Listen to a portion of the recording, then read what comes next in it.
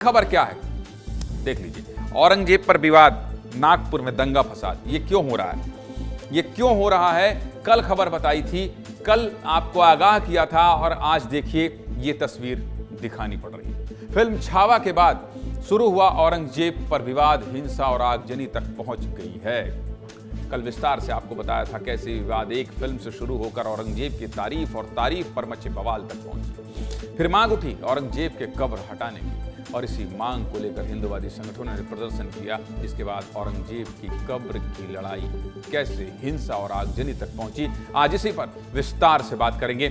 चार तस्वीरों को एक साथ देख लीजिए। महाराष्ट्र के नागपुर में औरंगजेब विवाद को लेकर 17 मार्च की रात हिंसा भड़क उठी। औरंगजेब की कब्र हटाने की मांग को लेकर हिंदुवादी संगठनों के प्रदर्शन का एक वीडियो वायरल हुआ। इसके बाद नागपुर के महल इलाके में दो गुटों के बीच हिंसक झड़प हो गई। हिंसा बढ़ती गई, पथराव और तोड़फोड़ शुरू हो गई। उपद्रवियों ने घरों पर पथराव किया और सड़क पर खड़े दर्जनों वाहनों में तोड़फोड़ आगजनी की। नागपुर की सड़कों पर उपद्रवियों ने जमकर हिंसा फैलाई। इस दौरान पुलिस पर भी हमला किया गया। डीसीपी निकेतन कदम कुल्हाड़ी के हमले से घायल हो गए। सोचिए, डीसीपी पर कुल्हाड़ी से हमला किया गया। पुलिस ने आंसू गैस के गोले छोड़े। नागपुर में भड़की हिंसा पर पहले एक रिपोर्ट आपको देखना चाहिए, फिर आपको हिंसा की पूरी टाइमलाइन समझाएंगे। लेकिन पहले रिपोर्ट देखिए।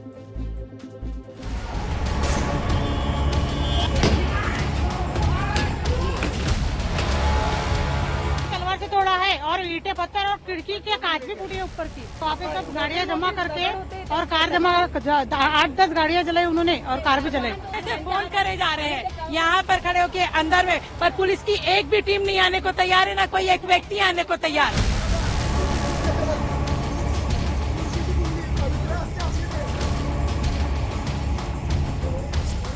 यहाँ पर चुन कर खास लोगों के घरों को नुकसान पहुंचाया गया, उनको गाड़ियां जलाया गया और बहुत ही गंदी बातें बोले गई।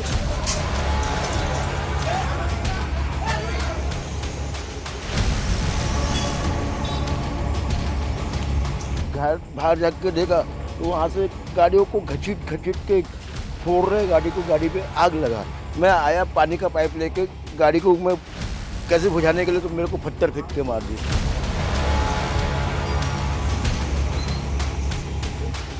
हम वायरलेस पे मैसेज डालते गए पुलिस स्टेशन में, मगर कोई पुलिस की फौज यहाँ आई नहीं। ये सब वाकया होने के बाद में 1 से 1.5 घंटे के बाद में पुलिस यहाँ पर तैनात हुई। हिंसा यहीं नहीं रुकी। करीब रात 10:30 बजे से 11:30 बजे के बीच हंसपुरी इलाके में एक और झड़प हुई।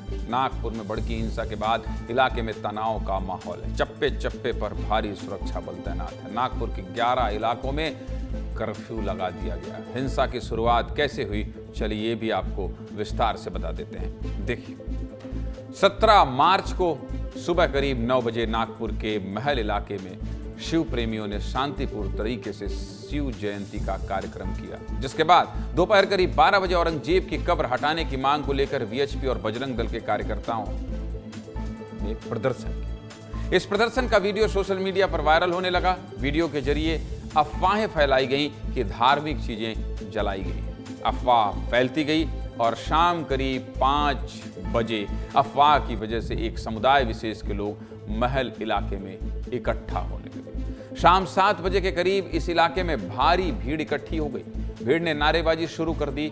शाम 7:30 बजे के करीब ये भीड़ हिंसक हो गई और इलाके में जमकर पथराव, तोड़फोड़ और आगजनी की गई। हिंसा के दौरान घायल हुए डीसीपी निकेतन कदम से महाराष्ट्र के मुख्यमंत्री देवेंद्र फडणवीस ने आज फोन कर हालचाल जाना। वीडियो कॉल पर सीएम ने डीसीपी कदम से बात की। एक बार ये वीडियो देखिए, इसके बाद आगे की कहानी बताऊं। देखिए। हातावर लागला। Yes sir. अच्छा, मग आता प्लास्टिक सर्जरी केली, काय केलं त्याच्यामध्ये? हो सर, प्लास्टिक सर्जरी केली सर, काही नर्व्स वगैरे डॅमेज झाले नाही। ठीक आहे, तुम्ही चांगलं तिथे समोर गेलात आणि सगळ्यांचा सामना केला, त्याबद्दल तुमचं अभिनंदन आहे आणि आम्ही सगळे तुमच्या पाठी। हिंसा को लेकर महाराष्ट्र विधानसभा के अंदर सीएम देवेंद्र फडणवीस क्या कह रहे हैं वो भी आपको सुना देते हैं। सुनिए मुख्यमंत्री क्या कह रहे हैं। काही ना काही एक प्रकारे काही लोकांचा सुनियोजित पॅटर्न हा देखील त्या ठिकाणी दिसतो आहे। अशा लोकांना त्या ठिकाणी त्यांच्यावर कारवाई ही केलीच जाईल। ही देखील चेतावणी देतो की कोणीही या ठिकाणी जर दंगा करण्याचा प्रयत्न केला, त्याचा जात धर्म न पाहता त्याच्यावर कारवाई केली जाईल। हिंसा पर अब तक क्या क्या एक्शन लिया गया है वो भी आपको ध्यान से देखना चाहिए। देखिए, हिंसा की वजह से नागपुर के 11 इलाकों में कर्फ्यू लगाया गया है। जानकारी के अनुसार करीब 50 लोगों को हिरासत में लिया गया है। इस मामले में 5 FIR दर्ज की गई है। हिंसा में 31 पुलिसकर्मी और 7 नागरिक घायल हुए हैं। इस पूरे मामले को लेकर अब राजनीति भी शुरू हो गई है। नेता क्या कह रहे हैं ये भी सुनिए। का समर्थन इस महाराष्ट्र में कोई सहन नहीं करेगा। जिन्होंने पुलिस पर हमला किया है, आम जनता के ऊपर हमला किया है, उनको बिल्कुल महाराष्ट्र में बिल्कुल माफ नहीं किया जाएगा। एक सुनियोजित साजिश है। लंबे समय से भारतीय जनता पार्टी वहां हिंसा फैलाने के लिए साजिश रच रही थी। ये एक मोडस ऑपरेंडी है, ये एक साजिश है और इस पर कड़ी से कड़ी कार्रवाई होनी चाहिए। उन्होंने पूरे शस्त्र के साथ में आए हुए थे, जबकि हमारे एक पुलिस के बड़े अधिकारी के ऊपर भी कुराड़ी से वार किया गया। ये खुद इनकी वो खुद प्रोवोकेशन किए और उनको इस बात की अपनी जिम्मेदारी का एहसास भी नहीं है कि वो मंत्री है, मुख्यमंत्री है। औरंगजेब का इस देश के मुसलमानों से कोई लेना देना नहीं और न यहाँ के मुसलमानों को औरंगजेब को कोई आदर्श मानना भी नहीं चाहिए। नागपुर के इतिहास में कभी ऐसा हमने सुना ही नहीं कि इस तरीके की हिंसा स्थितियां आई है।